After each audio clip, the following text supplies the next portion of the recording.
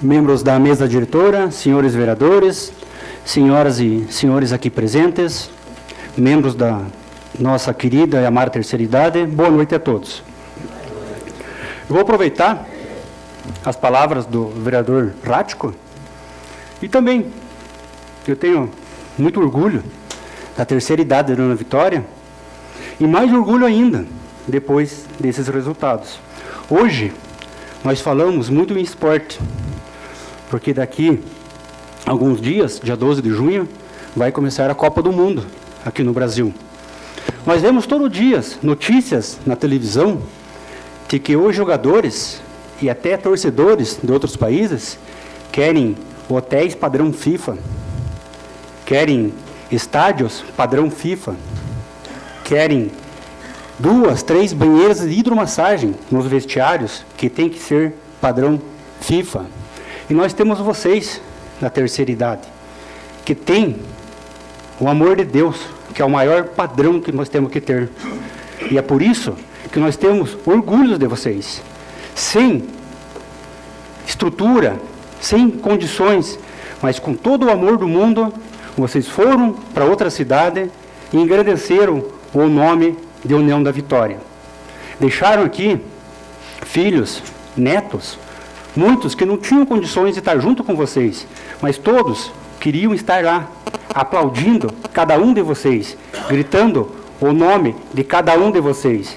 Mas hoje, graças a Deus, todos estão aqui muito bem, com muita saúde e nos representaram muito bem. Muito obrigado a todos vocês. Obrigado.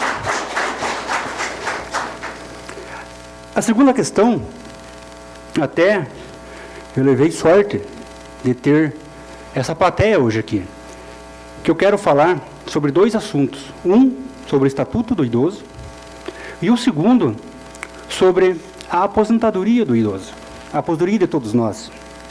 Foi perguntado pela manhã hoje, na rua, por que acontece o seguinte, talvez aconteceu com muitos de nós, aconteceu com meu pai, talvez aconteceu com muitos pais aqui, com a minha mãe, outras mães, parentes, amigos, ou até pessoalmente com algum de nós aqui.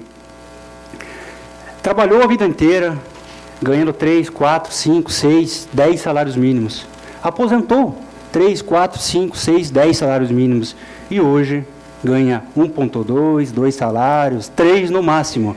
É raro ver quem ganha 3 salários. E contribuiu com o Estado, contribuiu com o governo, com muito mais que isso. Por que isso acontece? É injusto? É ilegal? É imoral? Injusto? Com certeza é. Porque vocês, quando estavam na ativa, construíram nossa sociedade. Vocês, quando estavam na ativa, muitos contribuíram muito mais do que ganham hoje.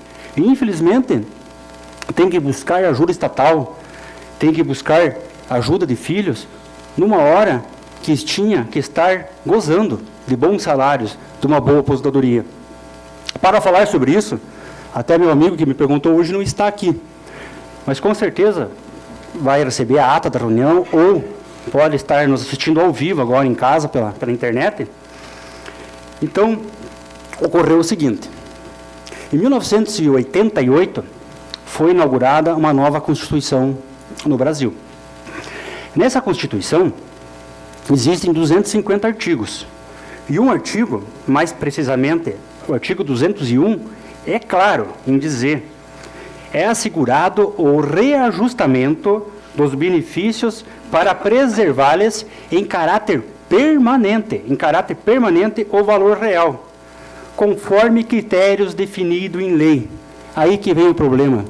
Quando a Constituição não define qual é o aumento a ser aplicado, o Poder Legislativo Federal, através de um projeto de lei do Presidente da República, os deputados e senadores, que vão definir. E, infelizmente, eles não aplicaram para vocês, até por dizer que é inconstitucional, o índice de reajuste do salário mínimo, e sim o INPC. O que acontece? O salário mínimo sobe 10%, 12%, 15%. E todos nós sabemos que não adianta vir com índices inflacionários disfarçados, com índices inflacionários maculados, índices inflacionários maquiados, dizendo que o açúcar dizendo que o combustível, dizendo que tudo que nós consumimos sobe pelo INPC. Sobe não, tudo sobe pelo salário mínimo. E os aposentados, que há 10 anos ganhavam 3 salários, diante disso, hoje estão com 1,5.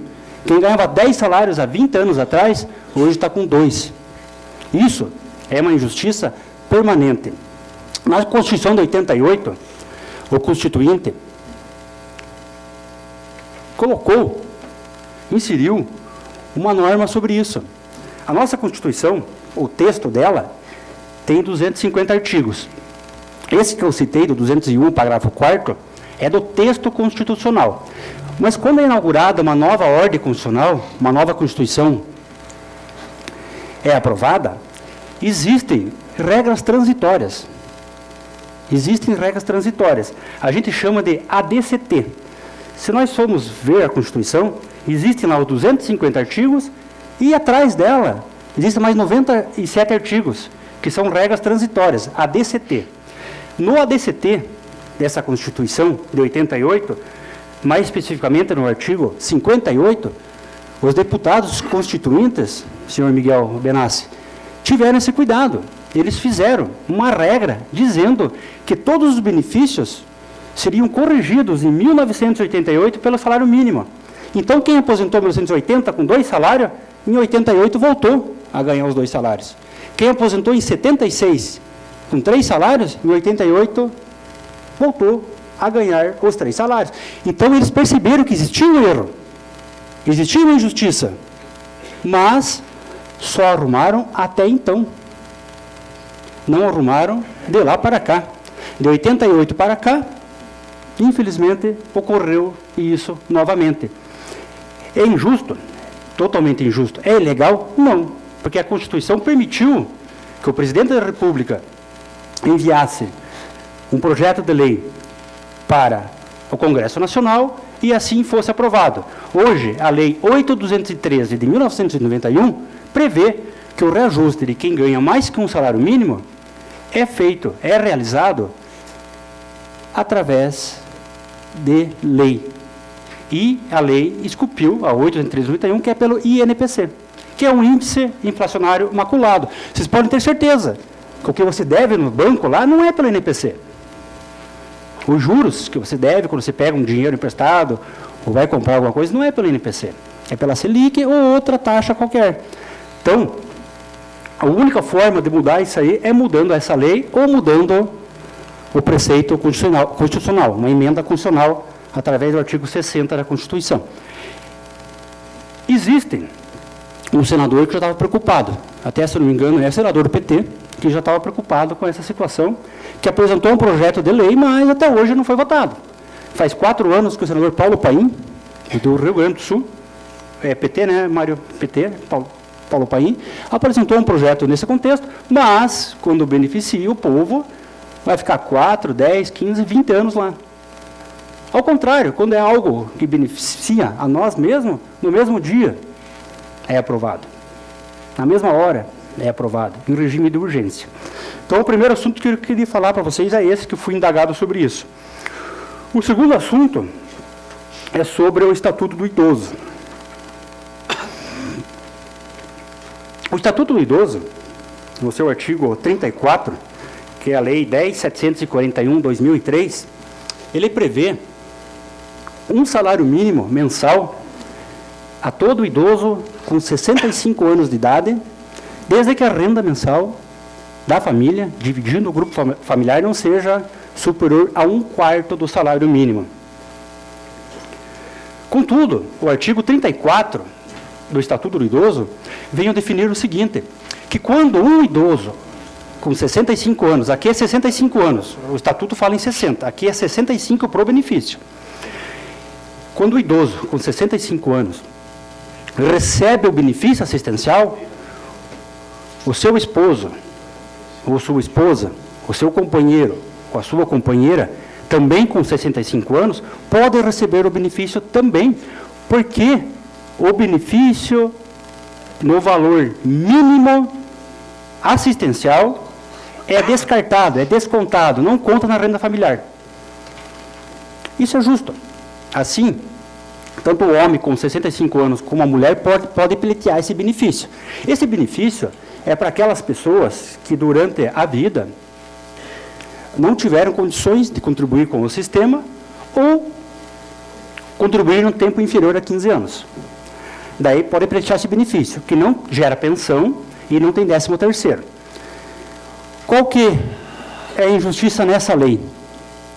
A lei fala o seguinte, que é descontado, não conta para a renda familiar o benefício assistencial dado para outro idoso, dentro do grupo familiar. E se um idoso é aposentado pelo INSS e ganha só um salário? Ou outro pode ter o benefício? Por essa lei não.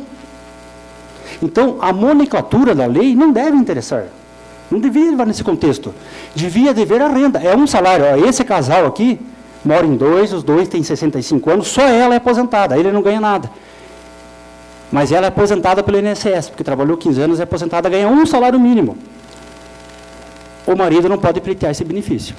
O vizinho, nenhum dos dois é aposentado. Quando chega aos 65 anos, a mulher pode ter o benefício de um salário mínimo e o marido também, porque a lei, o Estatuto do Idoso, falou que é desconsiderado da renda mensal o benefício assistencial já concedido e não a aposentadoria. E não a aposentadoria. É um injusto.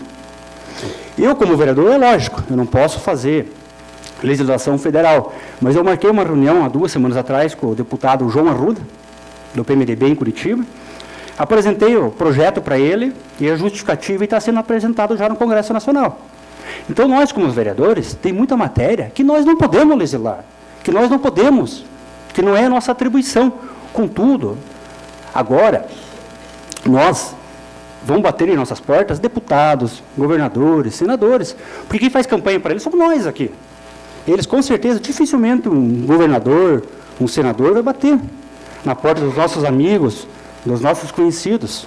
E é nós, vereadores, muitos cabo eleitoral no meio do povo que tem essa incumbência. E o que nós temos que pedir para eles? Na minha opinião, temos que pedir isso. Esse tipo de lei, esse tipo de situação que vai, independentemente de ser PSDB, PMDB, PT, DEM, vai ajudar a todos.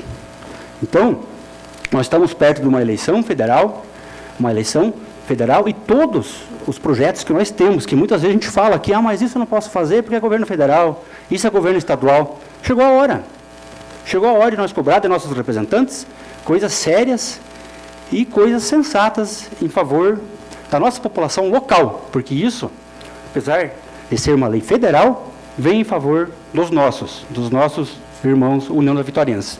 Boa noite a todos, obrigado pela paciência e até segunda-feira que vem.